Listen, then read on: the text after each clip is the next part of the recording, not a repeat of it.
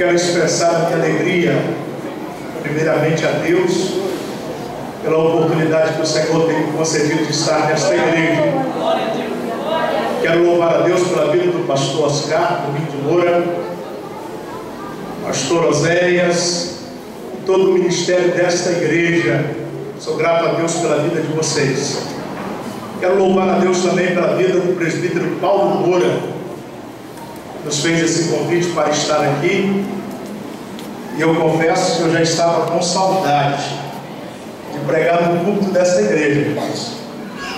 Pois eu preguei aqui há 10 anos atrás, quando a igreja era lá no térreo, pastor Oscar, lá embaixo. Mas hoje o Senhor me deu a oportunidade de estar aqui, essa igreja bonita, pastoreada pelo nosso pastor, presidente de nossa convenção, meu pastor Oscar de Moura.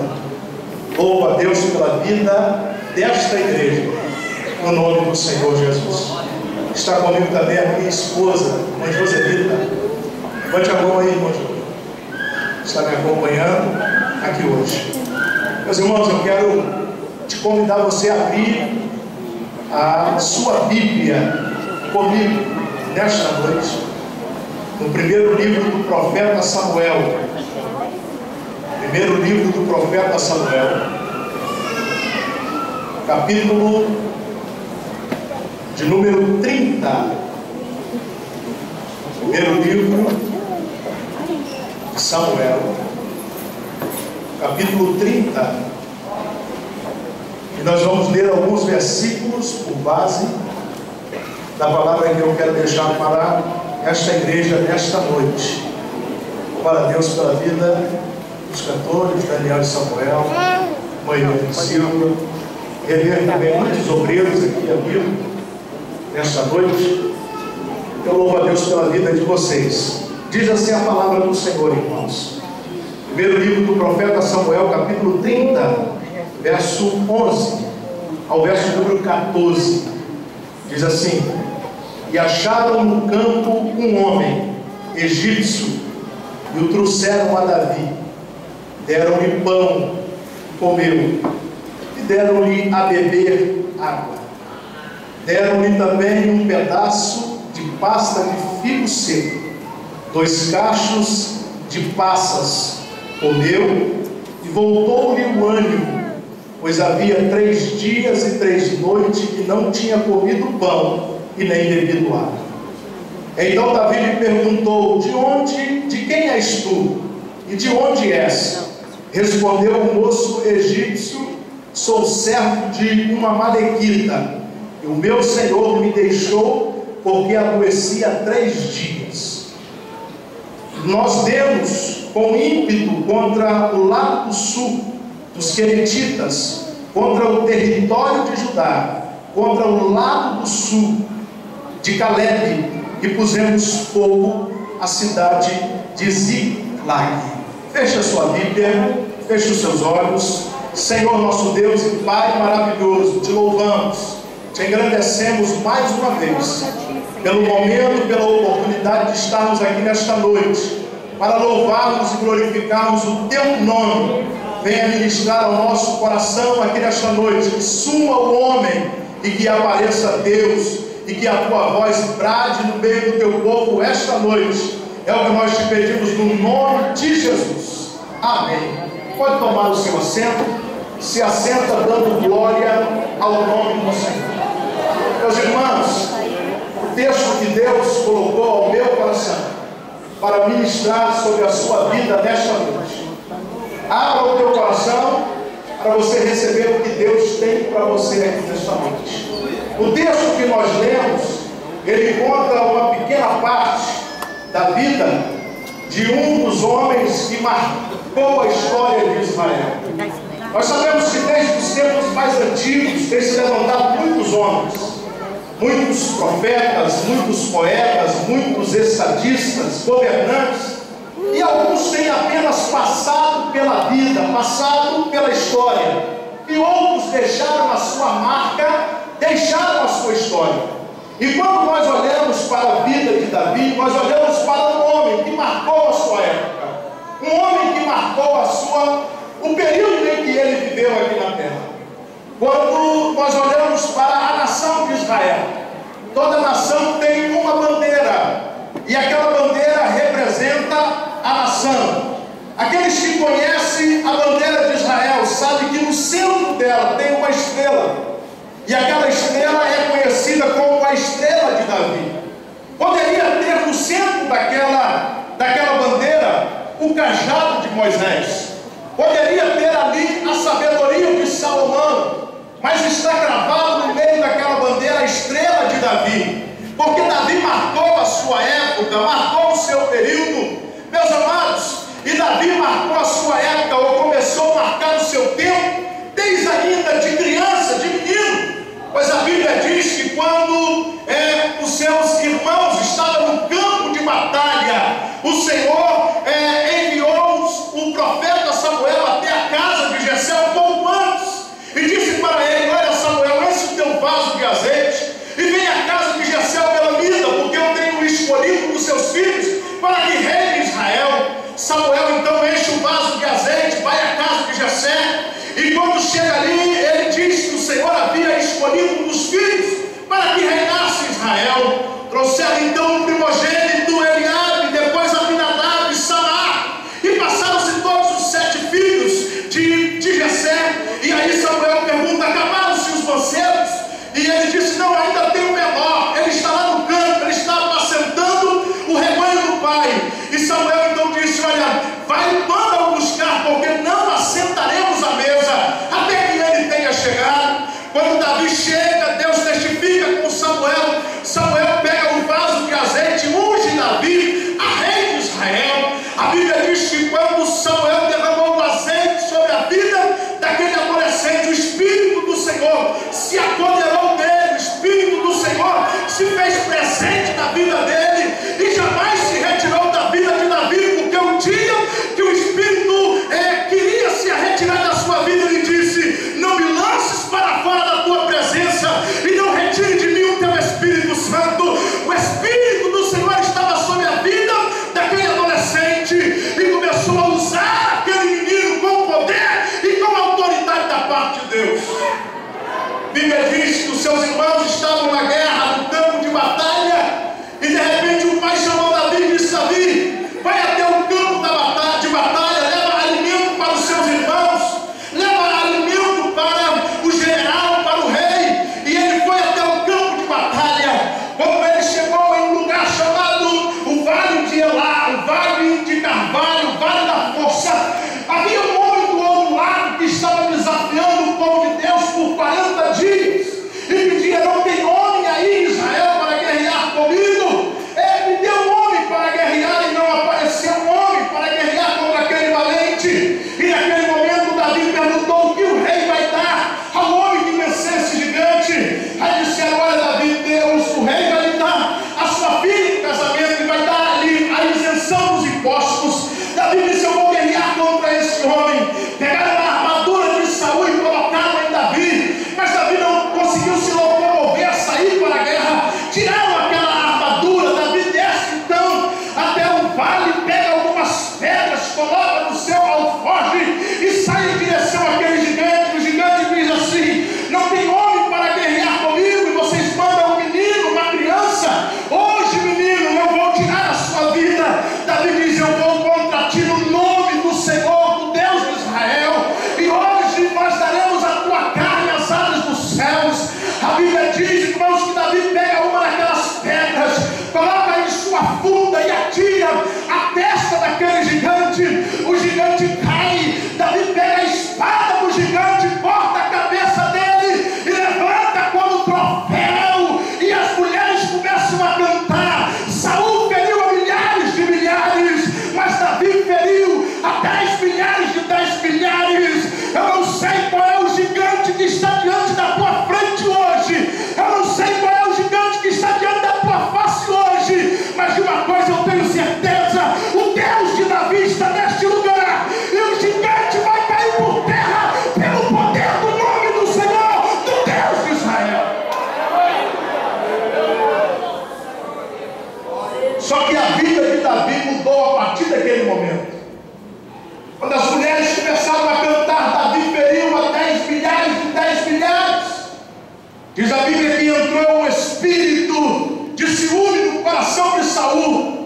Saul então começou a perseguir a Davi. Você que é estudioso da Bíblia, talvez você não parou ainda para pensar quantas vezes Saul tentou matar a vida de Davi, tirar a vida de Davi. Aproximadamente 21 vezes Saul tentou tirar a vida de Davi. E Davi teve o escape, o livramento de Deus ali naquele momento. Saul tentou matar Davi quando Davi tocava a sua harpa. Saul tentou matar Davi quando Davi estava sentado à mesa. Por mais de 20 vezes Saul tentou matar a Davi. Só que Deus dava o livramento a Davi, porque Deus tinha um propósito, Deus tinha uma chamada. Foi por isso que quando ele escreveu o Salmo 23, ele disse: ainda que eu passasse pelo vale da sombra e morte, eu não temerei mal algum, porque tu estás comigo. Ah, meu irmão, tu pode até passar pelo vale da sombra e morte, mas tu não vai ficar lá, porque Deus tem ainda propósito na tua vida. Você não vai ficar no vale da sombra e morte, porque Deus tem propósito na tua vida. Eu lembro de uma das vezes, pastor Oscar, que eu fui visitar o senhor naquele hospital e vi o pastor Oscar com a sua barriga aberta, havia passado por uma cirurgia, e nós oramos ali com ele. E quando eu saí dali, eu confesso para os irmãos que eu saí um pouco desanimado, mas hoje ele está aqui para a glória de Deus. Sabe por que ele está aqui? Porque Deus tem propósito na vida dele. Sabe por que você passou pelo vale da sombra e morte? Você estava na estrada e de repente veio um carro em sua direção, e Deus te dá uma habilidade, você dá um golpe no volante e sai da frente daquele carro. Sabe o que é isso? É propósito de Deus. Sabe por que você estava no leito do hospital e o médico jogou a toalha e disse que não tem mais jeito para ele, mas Deus foi lá e te tocou com uma mão forte e te levantou do leito, porque ele tem propósito na tua vida. Tu está aqui hoje porque Deus tem propósito na tua vida. Deus deu um livramento a Davi porque Deus tinha propósito. Chega um momento da vida de Davi que Davi diz assim: até quando? Até quando eu vou fugir de Saul? Até quando? E aí Davi toma uma decisão, irmãos. Davi, ele vai até Aques, rei dos filisteus, e chega para aquele homem e diz para ele: olha, eu estou fugindo da presença de Saul. Saul está tentando tirar a minha vida. Saul já me tentou me matar por várias vezes. Eu quero te pedir que me dê um refúgio aí, me dê uma cidade para eu habitar, me dê uma casa, um lugar para eu morar. Davi tinha aproximadamente 600 homens que o acompanhavam, homens que eram homens atribulados de espírito, homens endividados. Davi tinha aproximadamente 600 homens da sua companhia. E aí Aques, rei dos filisteus, diz assim: Davi, tem uma cidade, ela está lá no sul, a cidade de Ziclague. Você vai habitar lá, eu vou te dar esta cidade. Pode pegar o seu exército, pode pegar a sua família e pode ir habitar naquela cidade. E Davi então vai habitar na cidade de Ziclague. O nome Ziclague, irmãos, não se tem uma definição específica do nome Ziclague, mas uma coisa se sabe, que Ziclague estava num lugar seco e é conhecido como lugar de sequidão. Quem sabe você está passando por um lugar e esse lugar é o lugar da sequidão. A terra é seca, a terra é árida, ela não está produzindo. Mas diz também que em determinado tempo, quando vinha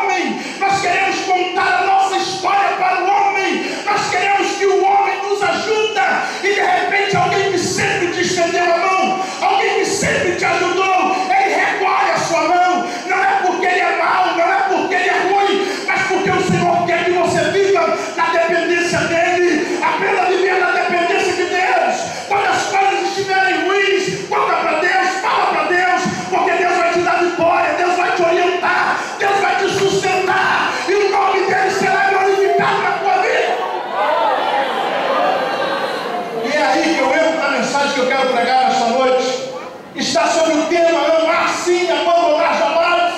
Davi então junta o seu exército e sai no meio daquele deserto. E quando ele chega no deserto, ele encontra um homem que nós lemos a sua história aqui nesta noite. Quando Davi encontra com aquele homem no versículo 11, diz que acharam no deserto um homem.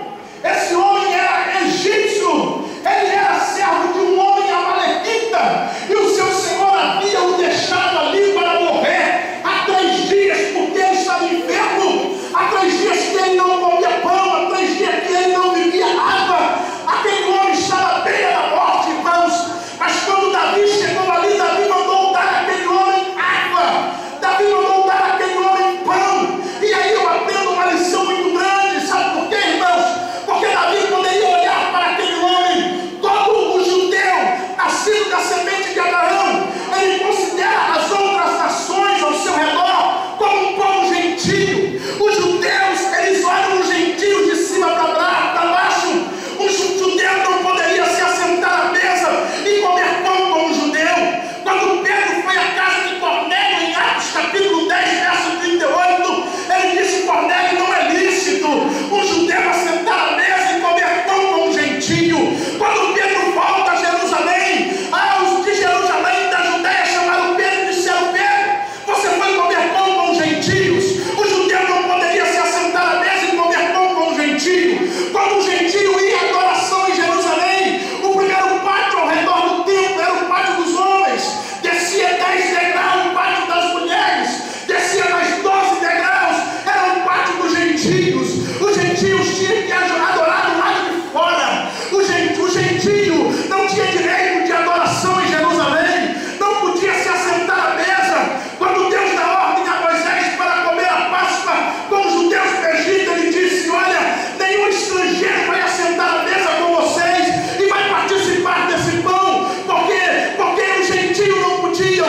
Quando Davi olhou para aquele homem, ele poderia proferir as mesmas palavras que João profetizou lá no Apocalipse 3, versículo de número 17, quando ele disse para a igreja de Laodiceia: tu diz que é rica, mas tu é pobre, tu é miserável, tu é nu. Davi poderia olhar para aquele homem e dizer: você é um pobre, você é um miserável. A sua nação escravizou o meu povo por 430 anos. Traz uma espada e matar a vida daquele homem. Davi poderia fazer isso, porque seria mais um para o seu currículo que ele matou durante a sua história. Só que o nome Davi, irmão, significa amado. Quando Davi encontrou com aquele homem, eu vejo o meu reflexo ali, eu vejo o seu reflexo, porque aonde nós estávamos, quem nós éramos, eu e você éramos escravos de Satanás. O diabo colocou uma cela nas nossas costas, meteu a espora, e quando nós não prestávamos mais para nada, quando nós estávamos à beira da morte, ele nos jogou ao deserto e disse: agora morre, seu desgraçado, agora morre, seu miserável. Mas é aí que entra o amado na nossa história. Quem é o amado da igreja? O amado da igreja é Jesus Cristo, o Nazareno. A sunamita, quando ela canta alguns poemas em cantares, ela diz: eu sou do meu amado, o meu amado é meu, o meu amado vem saltando sobre os montes. Quem é o amado da igreja? O amado da igreja é Jesus Cristo. Ele está aqui nesta noite, ele te encontrou, ele te estendeu a mão, ele te colocou de pé, para que você possa ter uma vida abençoada. Quantos creem que Deus fez isso na sua vida? Quantos estavam jogados à beira da morte e Jesus foi lá e te levantou e te deu vitória? Exalte e adore o nome dele aqui nesta noite.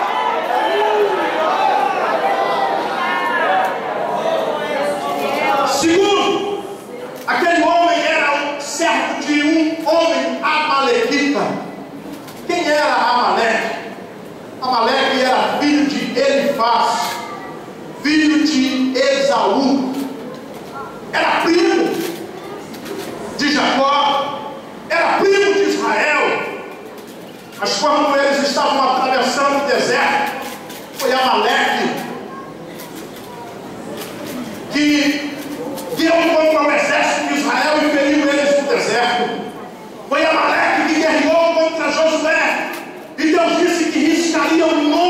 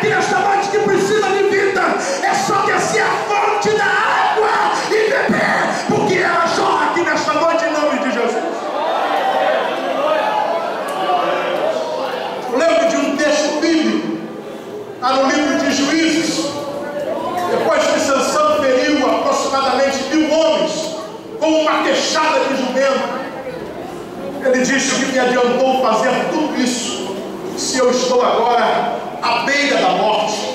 Sansão estava com muita sede, e naquele momento ele percebe que jorra uma fonte de água, e ele vai até aquela fonte, bebe e sacia sua sede. Os filhos de Coré, quando estavam compondo o Salmo 42, eles começam a observar um pequeno veado que começa a correr no deserto, uma pequena corça que corria no meio do deserto, e eles olham para aquela corça e diz: assim como a corça suspira pelas correntes das águas, assim suspira a minha alma por ti, ó grande Deus. A minha alma tem sede de Deus, a minha alma tem sede do Deus vivo. Eles estavam inspirando ali a vontade que eles tinham de estar na presença de Deus. Jesus é a fonte da água da vida. Quando Jesus ele vai para a cidade de Sicar e ele passa por meio de Samaria, ele encontra ali, ele vai para Samaria, ele passa por Sicar, ele encontra uma mulher, irmãos, uma mulher que estava tirando água de um poço, uma mulher que os discípulos foram comprar pão na cidade. E quando Jesus se deparou com aquela mulher, ele disse para ela: mulher, dá-me de beber. Ela disse: como eu posso te dar de beber? Se você é um judeu, eu sou uma mulher samaritana. Porventura você é maior do que Jacó, nosso pai, que cavou esse poço, bebeu desta água e depois veio a falecer. Jesus disse para aquela mulher: aquele que beber desta água, ele volta a ter sede, mas aquele que beber da água que eu lhe der, lhe fará uma fonte a jorrar para a vida eterna. A mulher naquele momento não se conteve e disse: eu quero beber desta água, me dá desta água, eu quero esta água. Sabe o que eu aprendo, irmãos? É que a igreja tem que orar constantemente dizendo: eu quero água, eu preciso de água, eu tenho sede, e essa sede só pode ser saciada pela fonte da água da vida, chamando Jesus Cristo. Essa fonte jorra aqui nesta noite, essa fonte está jorrando aqui nesta noite, essa fonte está jorrando aqui nesta noite. Desça a fonte e beba água nesta noite, beba água nesta noite, para que você possa matar a sua sede espiritual. Você entende que há uma fonte de água jorrando aqui nesta noite? Você entende que há uma fonte de água jorrando aqui nesta noite? Você entende que essa fonte é Jesus Cristo? Você entende que Jesus é a fonte da água da vida? Então adore a Ele, glorifique a Ele, exalte a Ele, porque o nome dEle é glorificado na minha e na sua vida, aqui nesta noite, em nome de Jesus. A segunda coisa que Davi manda dar àquele homem, Davi manda dar àquele homem pão. E aí eu me lembro de uma profecia que está lá no livro de Miqueias, profeta Miqueias, capítulo 5, verso número 2, onde diz: e tu, Belém Efrata, posta entre as mais pequenas de Judá, de ti sairá o rei cujas entradas são desde os tempos eternos. Miqueias profetiza que Jesus nasceria na cidade, a cidade de Belém. A cidade de Belém, ela vem da sua raiz, pede de casa, lerre de pão. Então o significado da cidade é casa de pão. Só que o hebraico é uma língua lógica, não se traduz casa de pão. É como a expressão Beit Rabinistash, casa de oração, traduz-se templo. É como a expressão Beit Rolim, a casa de doença, traduz-se hospital. Com Belém não é diferente, pede de casa e lerre de pão, não se traduz casa de pão, mas se traduz padaria. Então Jesus nasce em uma cidade cujo seu nome, o seu significado é padaria, é casa de pão. E quem nasce numa padaria é o que, irmãos?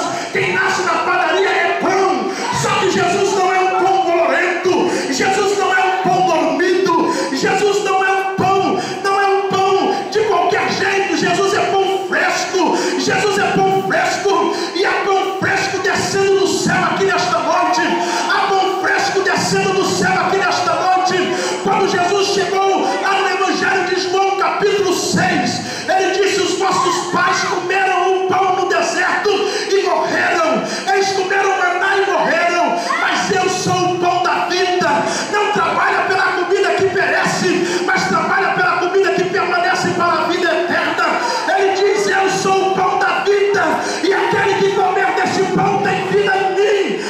tenho vida